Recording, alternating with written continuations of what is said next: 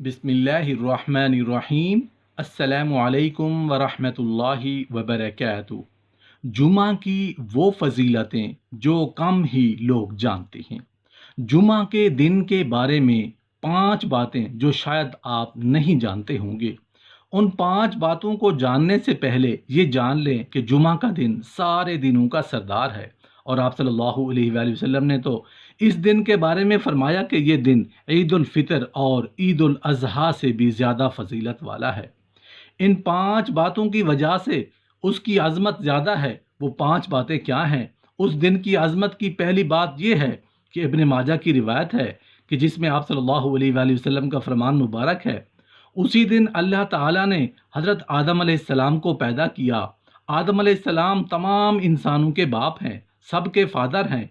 उन्हीं से इंसानियत बनी और हम सभी उन्हीं की औलाद हैं।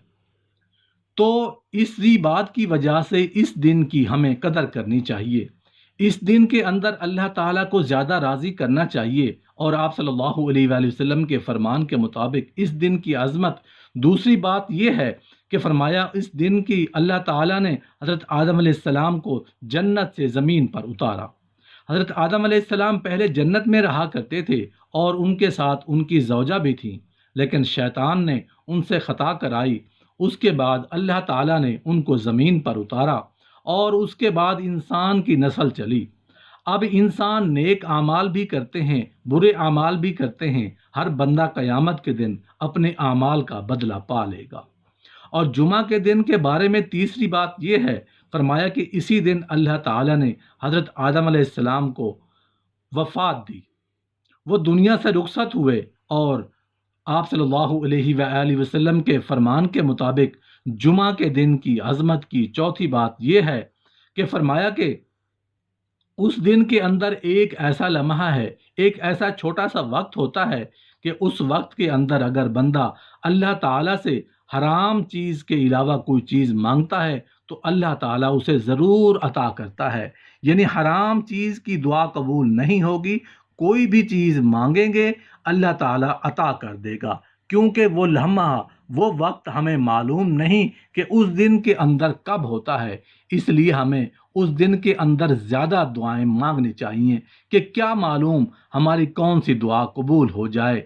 वैसे असर की नमाज के बाद मांग सकते हैं, हो सकता है वो वक्त कबूलियत वाला हो। वैसे भी इस दिन के अंदर मांगते रहा करें, अल्लाह ताला का जिक्र किया करें। और इस दिन के बारे में पांचवी बड़ी बात यह है, फरमाया कि इसी दिन क़यामत कायम होगी। तमाम मुकर्रर फरिश्ते, उसके अलावा आसमान, ज़मीन, हवा, पहाड़, दरिया, सब जुमा के दिन डरते हैं।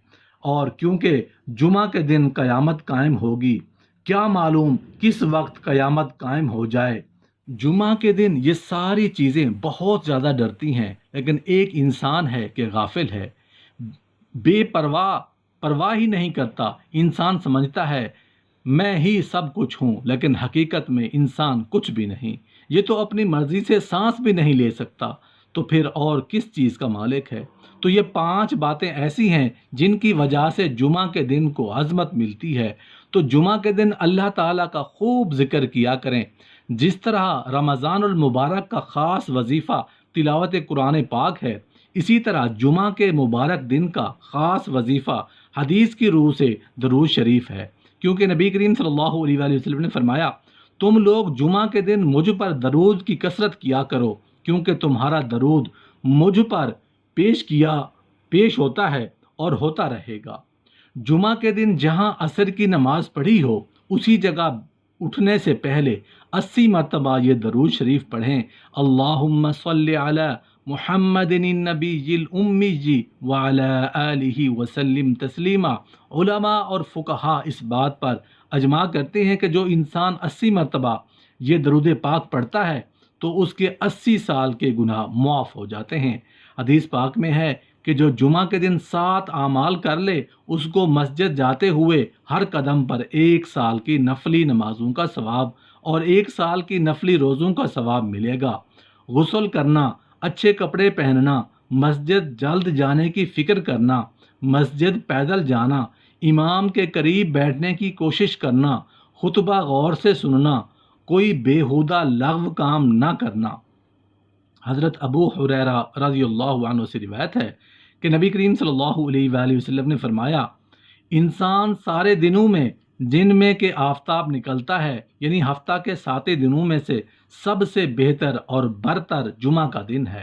حضرت ابو ہریرہ رضی اللہ عنہ سے روایت ہے کہ نبی کریم صلی اللہ علیہ وآلہ وسلم نے فرمایا، جمعہ کے دن میں ایک گھڑی ایسی ہوتی ہے کہ اگر کسی مسلمان بندے کو حسن اتفاق سے خاص اس گھڑی میں خیر اور بھلائی کی کوئی چیز اللہ تعالیٰ سے مانگنے کی توفیق مل جائے تو اللہ تعالیٰ اس کو عطا فرما دیتا ہے۔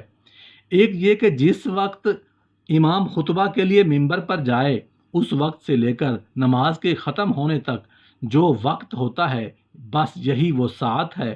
اس کا حاصل یہ ہوا کہ خطبہ اور نماز کا وقت ہی قبولیت دعا کا خاص وقت ہے۔ دوسرا قول یہ ہے کہ وہ ساعت عصر کے بعد سے لے کر غروب آفتاب تک کا وقفہ ہے۔ اکابرین کا معمول ہے کہ وہ جمعہ کے دن ان دونوں وقتوں میں لوگوں سے ملنا جلنا اور بات چیت کرنا پسند نہیں کرتے، بلکہ نماز یا ذکر اور دعا اور توجہ الی اللہ ہی میں مصروف رہنا چاہتے ہیں۔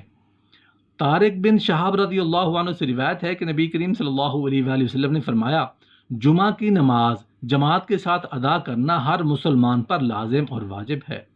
ابو الجعد زمری رضی اللہ عنہ سے روایت ہے کہ نبی کریم صلی اللہ علیہ وآلہ وسلم نے فرمایا، جو آدمی بلا عذر 3 جمعہ تساہل یعنی سستی اور سہل انگاری کی وجہ سے چھوڑ دے تو اللہ تعالیٰ اس کے دل پر مہر لگا دیتے ہیں، یعنی پھر وہ نیک عمل کی توفیق سے محروم ہی رہے گا۔ روز جمعہ اور شب جمعہ میں موت آنے کی فضیلت میں احادیث و آثار مروی ہیں کہ مرنے والا عذاب قبر سے محفوظ رہتا ہے۔ نبی کریم صلی اللہ علیہ وآلہ وسلم نے فرمایا، کوئی ایک مسلمان بھی ایسا نہیں جو جمعہ کے دن یا اس کی رات میں مرے مگر اللہ تعالیٰ اسے عذاب قبر سے محفوظ رکھے گا۔ حضرت سلمان فارسی رضی اللہ عنہ سے روایت ہے کہ نبی کریم صلی اللہ علیہ وآلہ وسلم نے فرمایا کہ جو آدمی جمعہ کے دن غسل کرے اور جہاں تک ہو سکے صفائی پاکیزگی کا احترام کرے اور جو تیل خوشبو اس کے گھر میں ہو وہ لگائے، پھر وہ گھر سے نماز کے لیے جائے اور مسجد پہنچ کر اس کی احتیاط کرے کہ جو 2 آدمی پہلے سے ساتھ بیٹھے ہوں ان کے بیچ میں نہ بیٹھے، پھر جو نماز یعنی سنن و نوافل کی جتنی رکعتیں ہیں ان کے لیے مقدر ہوں وہ پڑھے، پھر جب امام خطبہ دے تو توجہ اور خاموشی کے ساتھ اس کو سنے تو اللہ تعالیٰ کی طرف سے اس جمعہ اور گزشتہ جمعہ کے درمیان کے اس کے گناہ بخش دیے جائیں گے۔ حضرت ابو ہریرہ رضی اللہ عنہ سے روایت ہے کہ نبی کریم صلی اللہ علیہ وآلہ وسلم نے فرمایا، جمعہ کے دن جب امام خطبہ پڑھ رہا ہو اگر تم نے اپنے پاس بیٹھے ہوئے شخص سے یہ بھی کہا چپ رہو تو تم نے لغو کام کیا۔ خطبہ کے وقت چونکہ کسی بھی قسم کے کلام اور گفتگو کرنے کی اجازت نہیں ہے، اس لیے اس وقت جو شخص گفتگو کر رہا ہے اس کو خاموش ہو جانے کے لیے کہنا بھی اس حدیث کے مطابق لغو ہے، اگرچہ وہ کلام و گفتگو امر بالمعروف و نہی عن المنکر ہی سے متعلق کیوں نہ ہو۔ ہاں اس وقت یہ فریضہ اشارہ کے ذریعے ادا کیا جا سکتا ہے لیکن زبان سے کہنے کی اجازت نہیں ہے۔